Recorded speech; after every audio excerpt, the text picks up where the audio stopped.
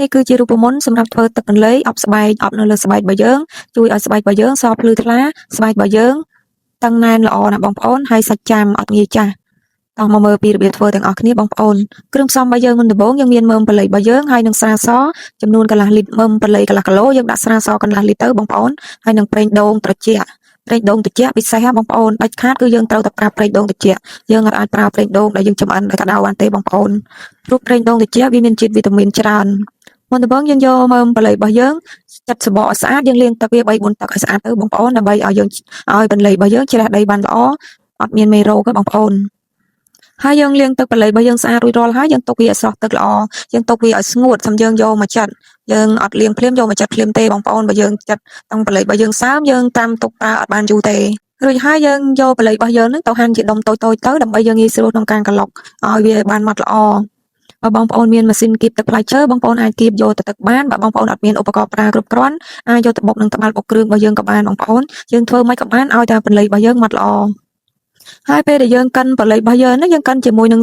ស្រាសបងប្អូនហើយស្រាសហ្នឹងគឺយើងត្រូវយកស្រាសដែលសុទ្ធណាបងប្អូនយល់ល្អបងប្អូនស្គាល់ទីតាំងផលិតស្រាសហ្នឹងបងប្អូនអាចទៅទិញដល់ទីតាំងបានបើយើងទិញនៅលើទីផ្សារខ្លាចវាអត់សុទ្ធល្អបងប្អូនពេលដែលយើងក្លុកប៉ូលីរបស់យើងជាមួយនឹងស្រាសបានម៉ត់ល្អហើយយើងយកវាមកច្រោះយកតែទឹកបងប្អូនកុំឲ្យដោយការយើងច្រោះវាទៅច្រោះវាឲ្យស្អាតទៅឃើញថាទឹកប៉ូលីរបស់យើងទំនងខ្លាំងណាបងប្អូនបន្ទាប់មកយើងចាក់ទឹកប៉ូលីរបស់យើងចូលទៅក្នុងចានដែកមួយទៅឬកន្ធន់មួយទៅប៉ុន្តែយើងត្រូវយកកន្ធន់ដែលស្ងួតឬក៏ចានដែកដែលស្ងួតហាមឲ្យចានដែករបស់យើងនឹងសើមបងប្អូនហើយយើងលាយជាមួយនឹងប្រេងដូងរបស់យើងមកប្រេងដូងខ្ញុំដាក់ចំនួនប្រហែលជាមួយវែកបើបងប្អូនមានតិចបងប្អូនដាក់តិចទៅ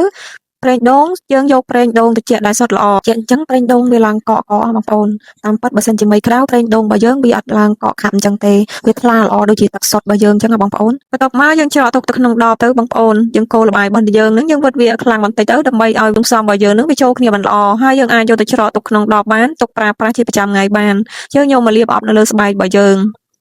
ហើយពេលដែលយើងប្រើគ្រឿងផ្សំសុទ្ធរបស់ធម្មជាតិស្រាសសុទ្ធហើយនឹងប្រេងដូងត្រជាក់ដែលសុទ្ធល្អគឺយើងយកមកអប់ស្បែកយើងអត់មានលឿងស្បែកទេបងប្អូនគឺពេលដែលយើងអប់រួចហើយស្បែករបស់យើងទន់រលោងហើយវាអត់មានលឿងនៅលើស្បែកទេឥឡូវខ្ញុំមកសាកល្បងឲ្យបងប្អូនមើលពន្លៃអប់ស្បែកនេះគឺល្អប្រើខ្លាំងសម្រាប់បងប្អូនដែលកូនខ្ចីបងប្អូនតែសៃខ្ចីហើយនឹងបងស្ត្រីយើងប្រើយកល្អយើងប្រើពេលដែលយើងមករដូវបងប្អូនពេលដែលយើងមករដូវយើងយកទឹកប៉ូលីរបស់យើងនឹងយកទៅអប់លើស្បែករបស់យើងទៅហើយរបៀបប្រើយើងអាចប្រើបានជាប្រចាំថ្ងៃយើងមានតាសម្លៃជូតមុខរបស់យើងមកយើងចាក់ទឹកប៉ូលីរបស់យើងដាក់តិចៗទៅបងប្អូនហើយយើងយកមកជូតនៅលើស្បែករបស់យើងទៅយើងជូតវាឲ្យសព្វតាំងកន្លោះកលៀតគៀនឃ្លៀអីហ្នឹងបងប្អូនជូតឲ្យសព្វល្អទៅដើម្បីឲ្យស្បែករបស់យើងស្រស់ស្អាតហើយទឹកប៉ូលីនេះយើងអប់នៅលើស្បែកងុំល្អខ្លាំងណាស់បងប្អូនពេលដែលបងប្អូនបានប្រើហើយដឹងតែជាប់ចិត្តចង់ប្រើទៀតហើយបងប្អូនវាអត់មានជួយឲ្យយើងសស្អាតលឿនទេបងប្អូនព្រោះរូបមន្តតាមបែបធម្មជាតិតែធ្វើឲ្យយើងស្អាតបែបយូរអង្វែងណាបងប្អូន